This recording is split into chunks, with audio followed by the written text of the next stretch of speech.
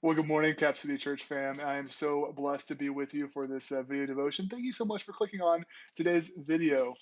When shelter in place first became a thing way back in the ancient days of March, we were all hopeful that it wouldn't last that long. It would only be 2 weeks, that it wouldn't extend into April.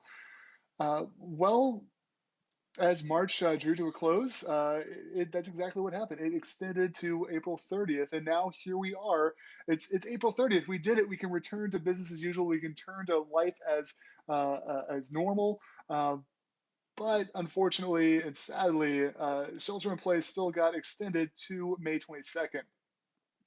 The good news is that we do have a plan now for reopening our state. The bad news is that churches are in the third phase of that plan, which is still a few months down the line. There's a few things that I miss from shelter in place, and it's going to movies. I miss going to go see a movie, munching on some popcorn, and just turning off my brain and watching a good action flick. I miss going out to eat. I miss window shopping in the mall. I miss hanging out with students at their campuses at school through YFC.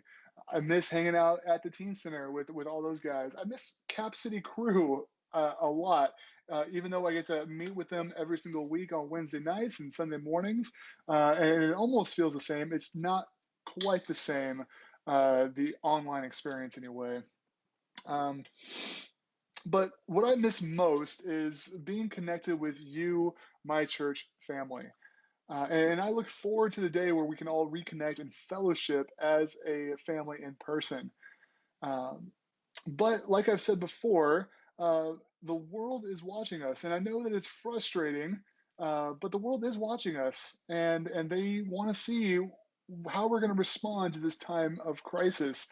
The internet has made the body of Christ and even its individual members to be more visible than any time in history. And it's in times of crisis like this that the world does look at us, and they want to see how God is working within our midst in these hard times. Well, we have all been asked by our governing officials to refrain from gathering in person, and it's not for anything that we believe or for Jesus that we profess. It's for health and for safety for our neighbors, and we want to be considerate and loving toward our neighbors. So we have met that challenge. We have been meeting online, and I'm really impressed by the obstacles and the challenges that we have overcome through this process. 1 Peter 3:13 through 15 tells us that we are to submit to our governing officials.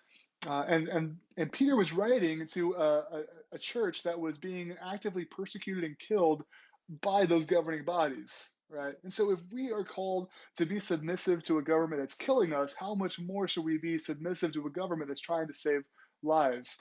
So what does the world see when they look at Capital City Baptist Church? Well, I think our neighbors see a church family that has stepped out of our comfort zone in many ways to continue ministering, to continue bringing the gospel forth, to continue the work of Christ.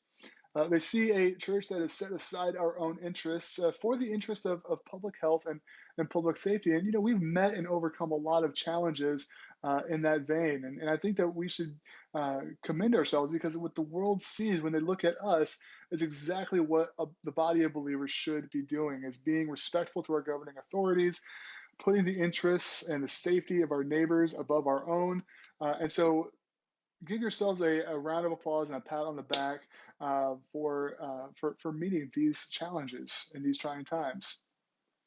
I want to leave you with a passage out of Esther, and many of you guys know the story of Esther. She's the Jewish queen of Persia, and at this time, there was a corrupt bureaucrat who had finagled his way into marking the Jewish people for death.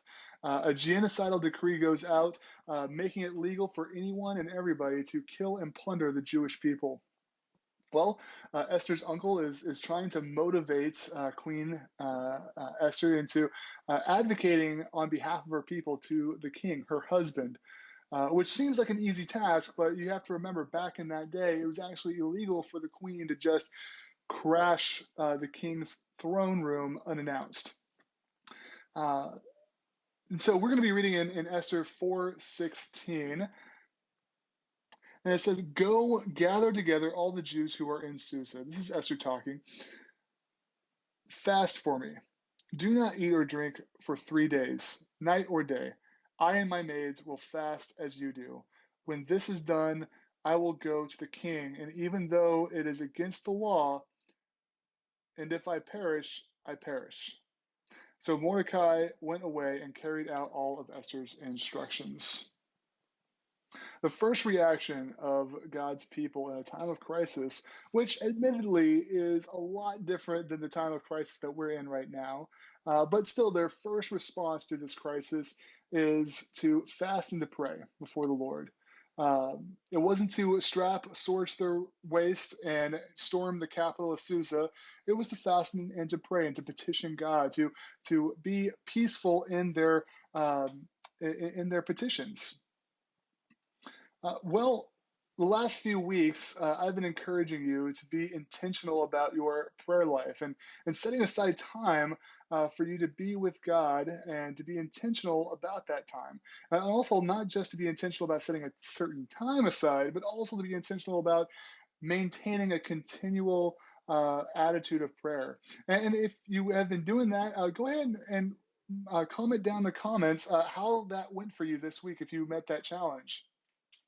Well, today I'm going to be asking you to be even more intentional as we kick off the Pray 714 campaign, where we as a church family and a body of believers across the country are going to be fasting one meal a day. You don't have to fast day and night for 3 days. It's just one meal a day. And we're going to be praying for our nation as we recover from this virus and ask God to heal our lands. The name Pray 714 comes from 2 Chronicles 7:14, and it's a familiar passage to many of you, where Solomon is dedicating his newly built temple to God, and the Lord appears to him, and he says, "If my people who are called by my name will humble themselves and pray and seek my face, then I will hear from heaven, and I will forgive their sin, and I will heal their land." So this campaign is going from tomorrow, May 1st, all the way through to the 7th, culminating on the the National Day of Prayer on May 7th. And so I hope that you take this campaign seriously. You use this as an opportunity to prepare your own hearts for the National Day of Prayer.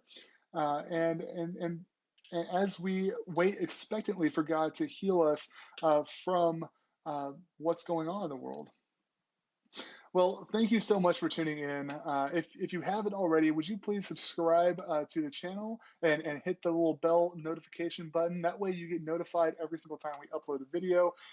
Every like, every comment, every engagement that you have on these videos, it really does help out our channel, our really small channel, grow and reach more people with the gospel. So if you would do that, that would be most appreciated. Thank you so much again for tuning in. I can't wait to reconnect with all of you. May God bless you all and have a wonderful week.